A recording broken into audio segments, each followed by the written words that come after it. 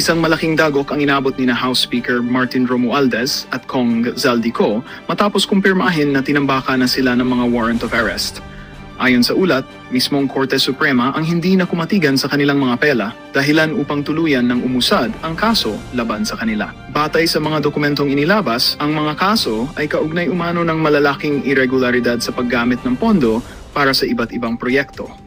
Sa kabila ng kanilang pagsisikap na pigilan ang proseso, maring tinanggihan ng Korte Suprema ang kanilang mga mosyon. Dahil dito, itinuturing itong isang makasaysayang hakbang na nagbubukas ng pintuan para papanagutin ang mga matataas na opisyal. Samantala, nagdulot ng matinding reaksyon mula sa publiko ang balitang ito. Marami ang natuwa at nagsabing senyales ito na walang mataas sa batas, habang ang ilan naman ay nagdududa kung matatapos ba ang kaso o madidiskaril muli. Sa ngayon, nakatutok ang sambayanan sa magiging susunod na aksyon ng mga autoridad. Mahuli ba agad sina Romualdez at Zaldico o muling mababaluktot ang hustisya?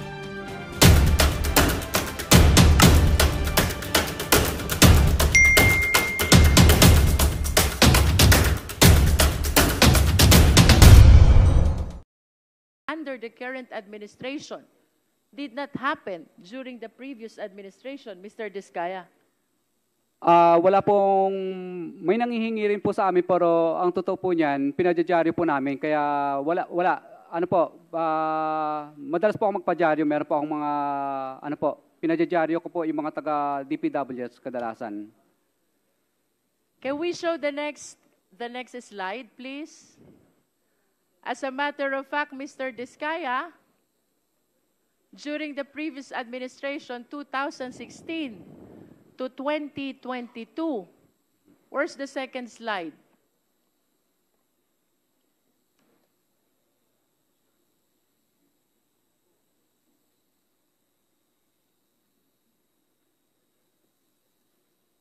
There.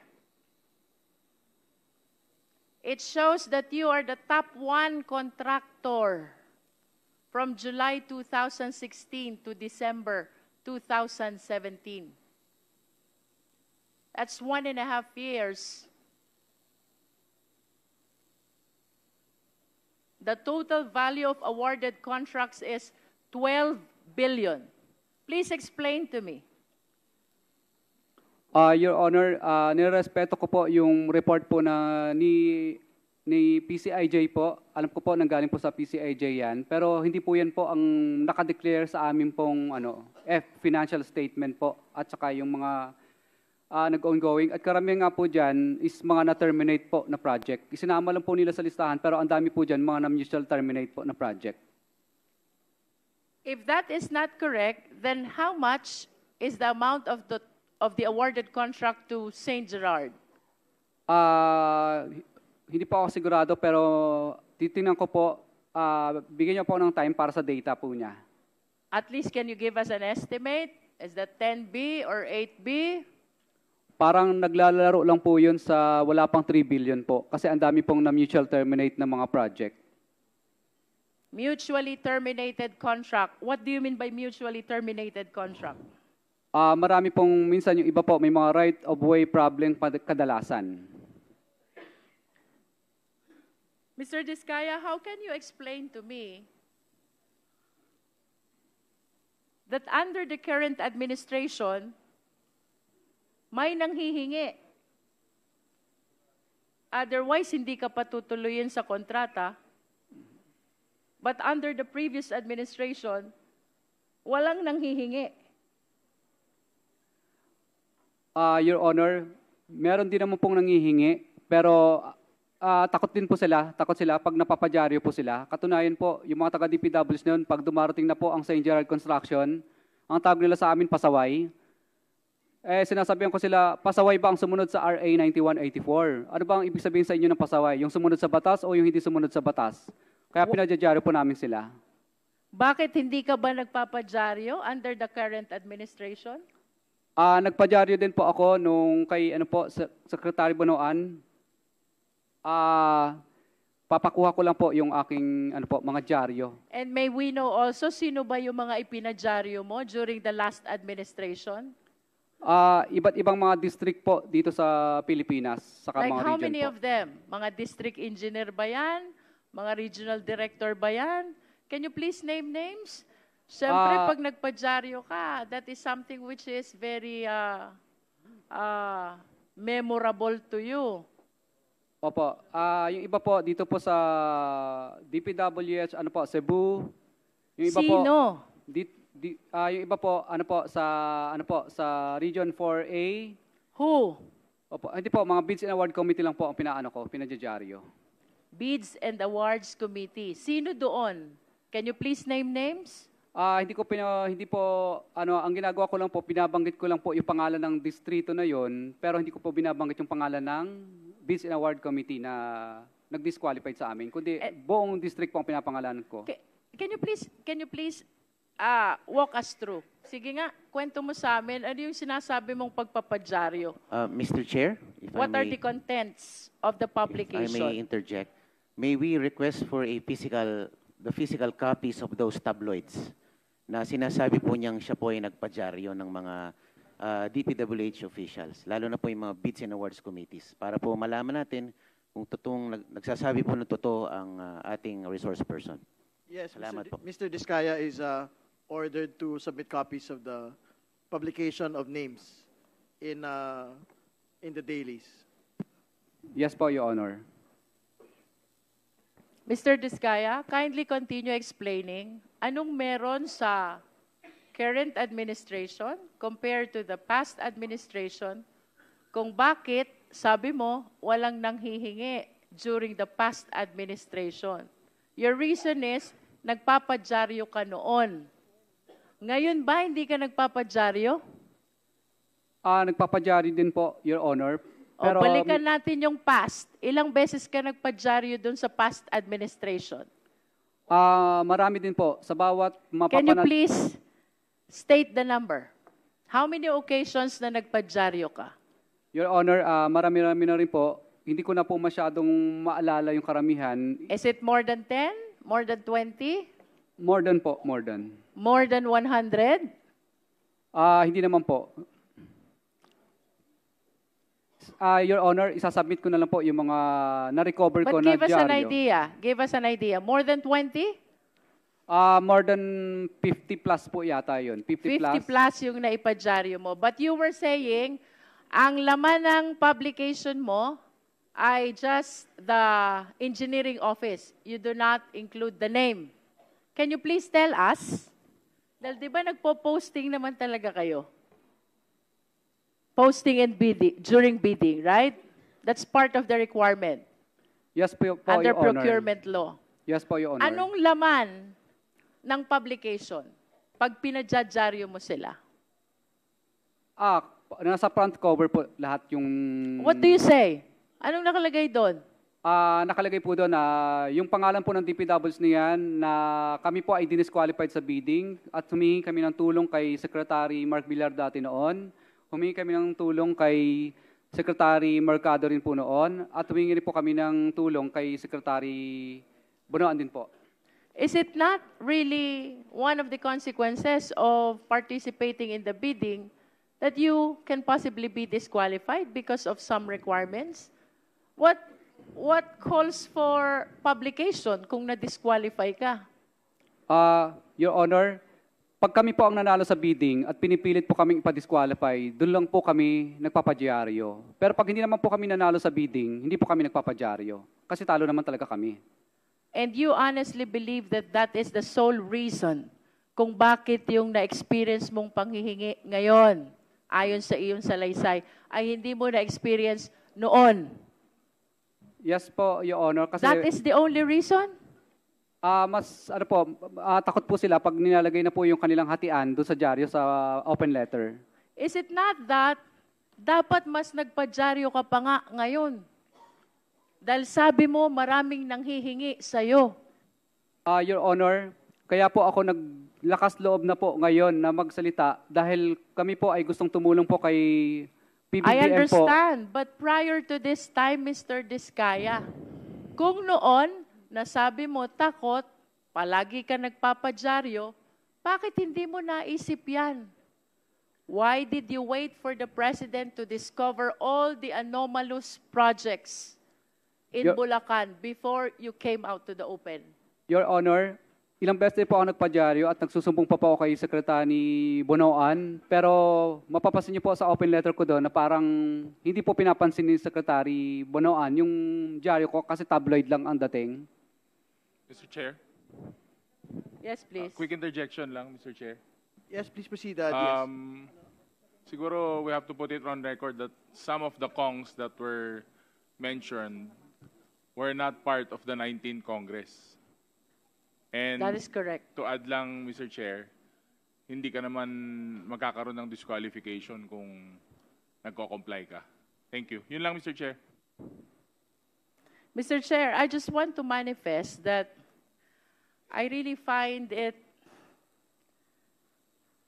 unbelievable how a simple publication can change entirely this system that he is alleging. Dahil lang sa pagpapadyaryo, his allegation na may nanghihingi under the current administration is entirely absent during the past administration. Mr. Diskaya?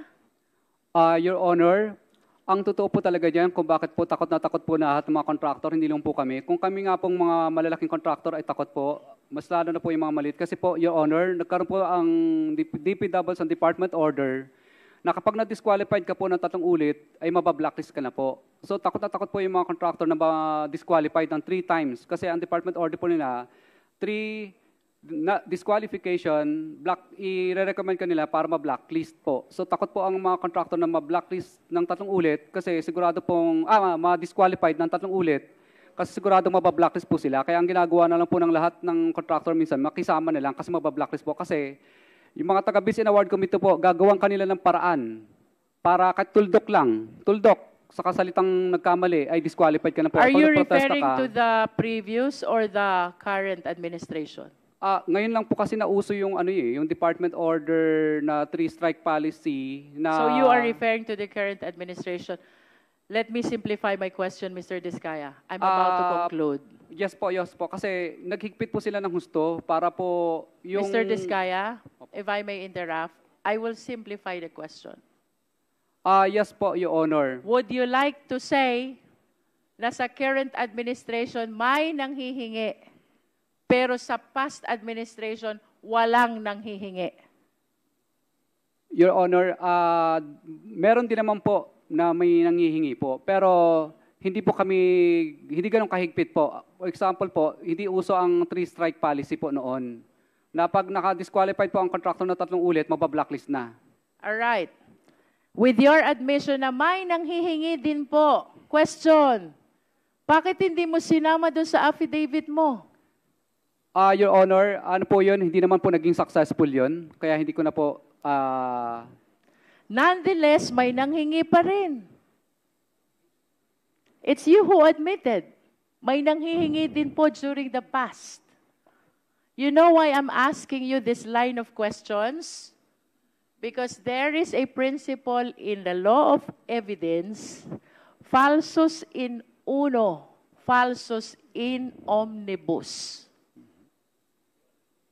False in one testimony is false in all testimonies. Bakit parang nagkaroon ka ng selective amnesia, Mr. Diskaya? Would you like us to believe na may nanghihingi during the current administration tapos walang nanghihingi during the past administration?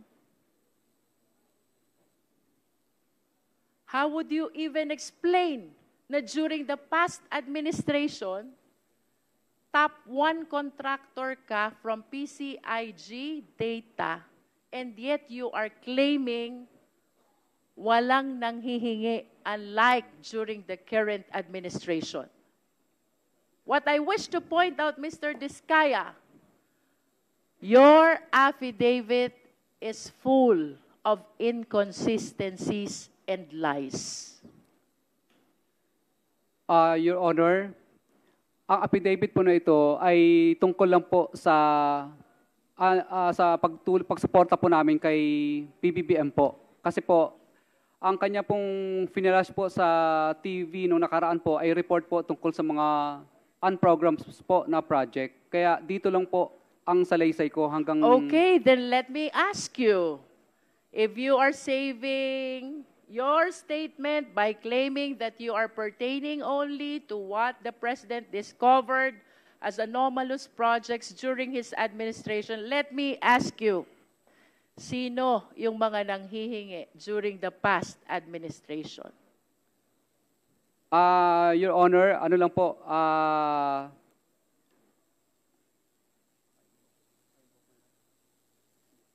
Your Honor, nung mga panahon po kasi na yun, kadalasan po, yung iba po, mga retired na po, mga wala na po dito sa Yes. DPWs. Kadalasan But po, can mga you taga-DPWs lang po. Can you please identify the names with the same courage that you have when you name these lawmakers and DPWH officials in your affidavit? Your Honor, for example po, si D.E. Art Pascual po dati. Kaya lang patay na po Who siya. is kawawa naman D.R. po. Pascual? Opo, D.E. Art Pascual. Siya po ang bago po siya namatay noon, ay pinablacklist niya po kami dahil nag-negative slippage. So siya po ang talagang tunay na nanghihingi sa amin. Huwag ka So hindi po magbanggit kami... ng pangalan ng patay na. Bakit pangalan ng patay yung binabanggit mo? Hindi makakasagot sa'yo. Oho. Yung iba po kasi sa... Ganito na lang ho kaigsi yung pasensya ng komite na ito. Bago ho tayo umabot sa punto na walang uwian. So, seryosohin po natin yung pagsagot. Hindi ho namin tatanggapin yung mga ganyan po. Nagtatanong ng pangalan ng patay. Hindi nyo na rinespeto yung tao. Your Honor, okay lang po ba yung data po, kasi wala pa sa akin yung iba pang mga Bigay ka data. ng bakit papel lang hinahanap? Yung laman ng utak mo hinahanap. Sino yung humingi ng pera? Mula sa nagdaang gobyerno. Opo. Hindi mo kailangan ng papel para doon. Opo. Dati po sa bandang Region 4A po noon, mga regional director naman po Okay, noon. magbigay ka ng pangalan. Po. Bali, nakalimutan ko na yung pangalan. Magbigay Kasi ka tagal ng na po. pangalan.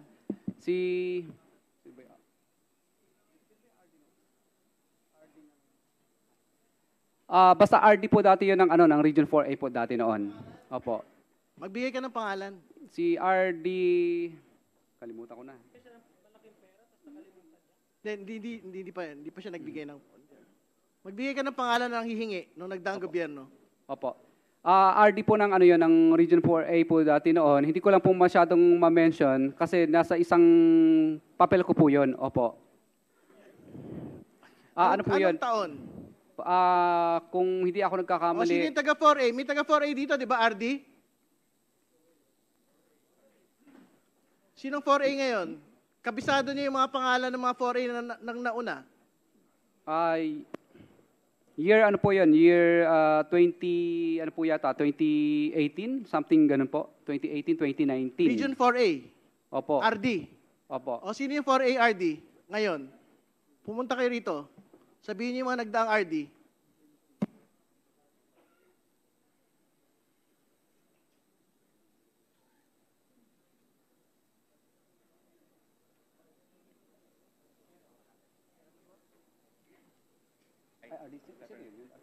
Huwag ka na kayo magkamayan.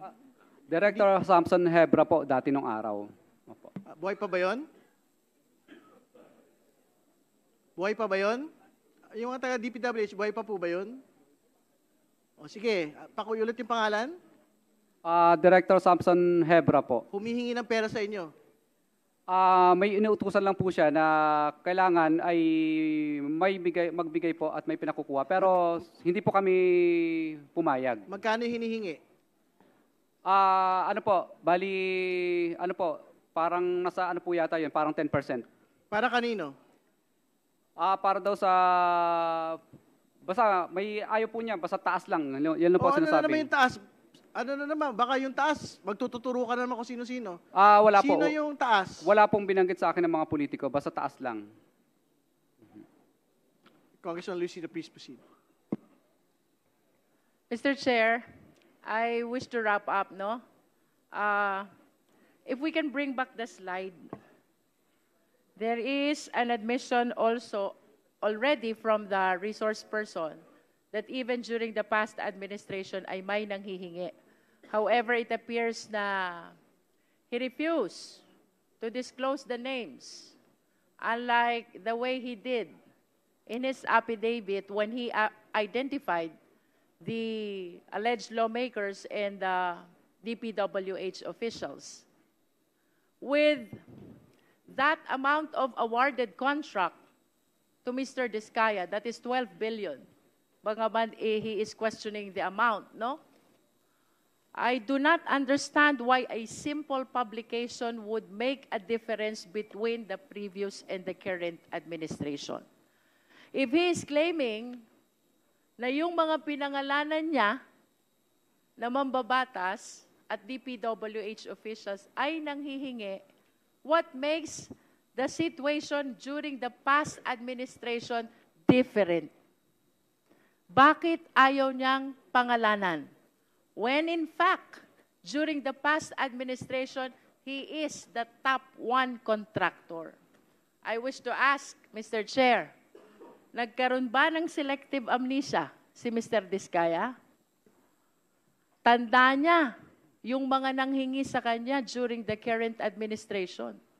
Pero it seems he totally forgot already about the people who might have asked for the same requirement as well during the past administration when he ranked number 1 with regards to the biggest awarded contract among the contractors in the entire country, Mr. Chair.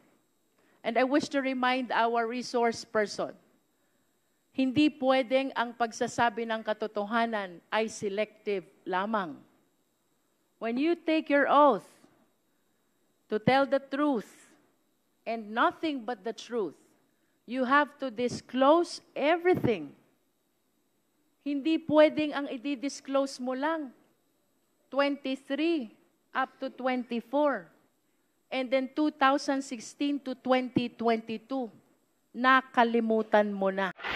Magandang balita ang hatid namin sa inyo ngayong araw. Sa pagtatapos ng aming balitaan, nagbigay kami ng mga mahalagang impormasyon. Maraming salamat sa pagtutok at pagsuporta sa aming programa. Huwag kalimutang manatili sa mga susunod na araw para sa mga bagong balita at mga kwento na dapat nating abangan. Mula sa Boses ng Masa, magandang araw, Pilipinas!